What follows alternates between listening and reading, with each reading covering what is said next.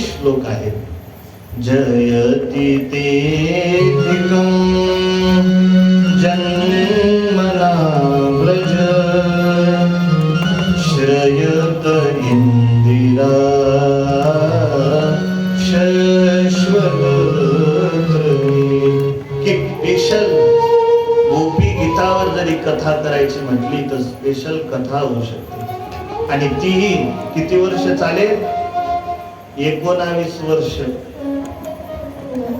एका श्लोकावर 7-7 दिवसाची कथा 4 घंटे जरी एका दिवसात बोलायचं म्हटलं तरी एका श्लोकाची व्याख्या होणार नाही. एवढं विस्तृत गोपी गीत आहे. किती? 19 वर्ष लागू शकतात. ऐकायचं का गोपी गीत? 19 वर्ष तयारी ठेवा. ऐकाय तर गोपी भगवान श्री हरीला म्हणतात, कान्हा अरे जेव्हापासून तू गोकुळामध्ये जन्म घेतलायस कान्हा, तेव्हापासून गोकुळाला वैकुंठापेक्षाही अतिशय महत्व त्या ठिकाणी श्रेष्ठत्व प्राप्त करून तू दिलं आहेस. आणि कान्हा जर तुला आम्हाला या विरहरूपी अग्नीमध्ये जाळायचं होतंस तर आम्हाला कालियापासून तू का वाचवलंस? तेव्हाच का मरू दिलं नाहीस? जेव्हा कधी गोकुळावरती वेगवेगळे आक्रमण झाले तर त्यावेळेस तू आम्हाला का त्या ठिकाणी मरू दिलं नाहीस? आमचे प्राण त्याच वेळेस गेले असते. आता तू आम्हाला विरहाच्या अग्नीमध्ये जाळतोयस. जेव्हा 10 अग्नी तू पिला, अरे तू पिण्याची काही गरज नव्हती, तेव्हा सर्व गोकुळ जळून गेला असत. कारण दावाग्नी तू पिल्यामुळे आम्ही जिवंत आहोत.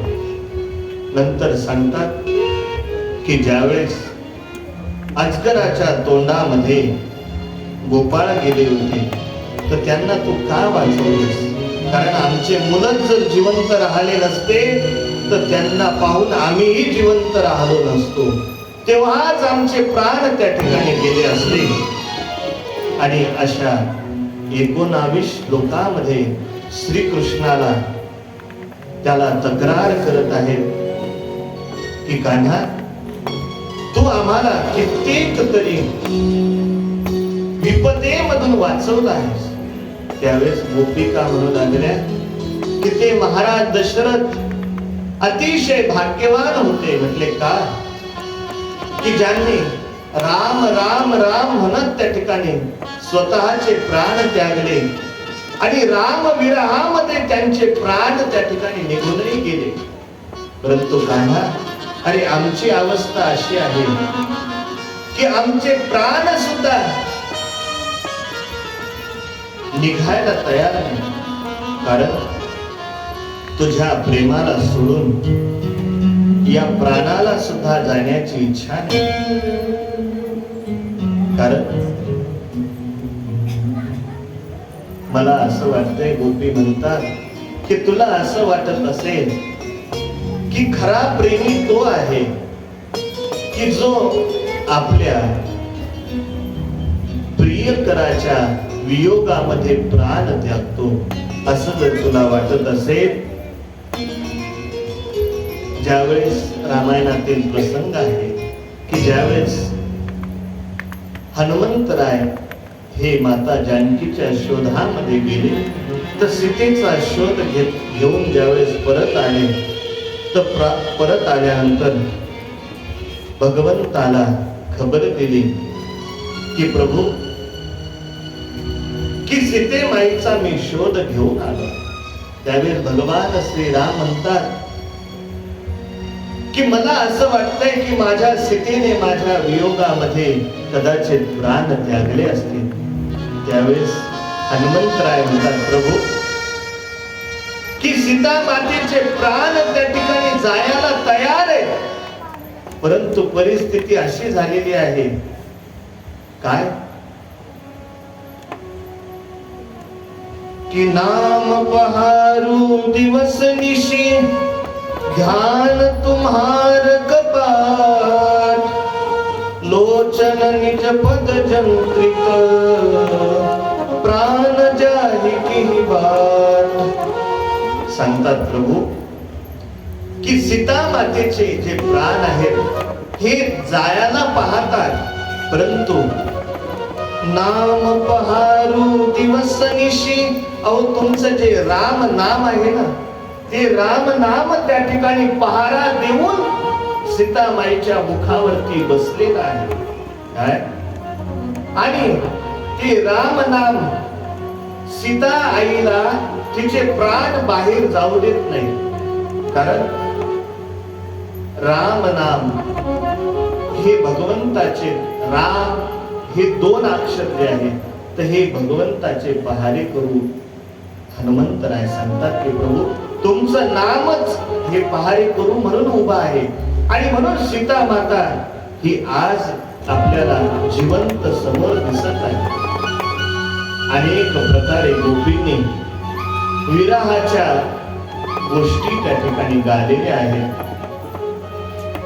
गोपी म्हणतात, कान्हा, तव कथामृतम तप्त जीवनम,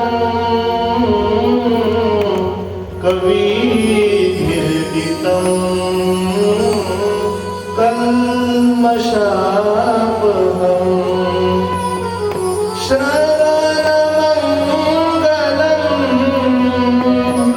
श्रीमदाततं, भ्रुवि गृह्णन्ति ते भूरिदा जना. हे नाथ, तुझी जी कथा आहे, तव कथामृतम तप्त जीवन, तुझी जी कथा आहे ही जीवनाला पवित्र बनवणारी कथा आहे, ही जीवनाला अमरत्व देणारी कथा आहे. आणि म्हणून या कथेच्या श्रवणाने आमच्या शरीरातील जो तमोगुण आहे, तो तमोगुण पूर्णपणे निवृत्त झालेला आहे. तुझी कथा शरीरातील तमोगुणाला राहू देत नाही.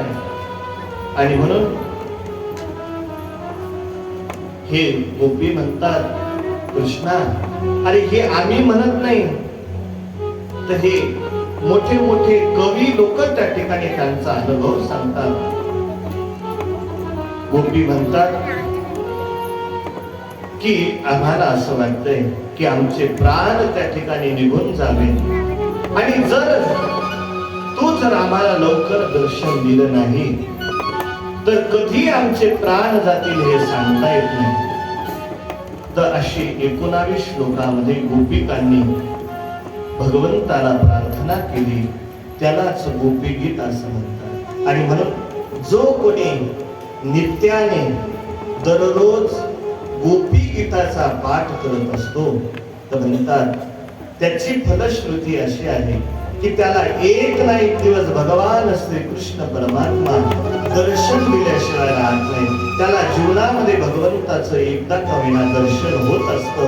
हा गोपीगीत श्रवण केल्याचा आणि गोपीगीत दररोज नित्याने त्याचा पाठ केल्याचा त्या ठिकाणी फलश्रुती भागवतकाराने सांगितलेली आहे. अनेक प्रकारे गोपींचा विरह वर्णन केला आणि भागवतामध्ये वेणुगीत आहे, गोपी गीत आहे, भ्रमर गीत आहे. या गीतांचं सुद्धा फार मोठा गंभीर त्या ठिकाणी अर्थ भागवतामध्ये त्याचा विचार केला गेलेला आहे.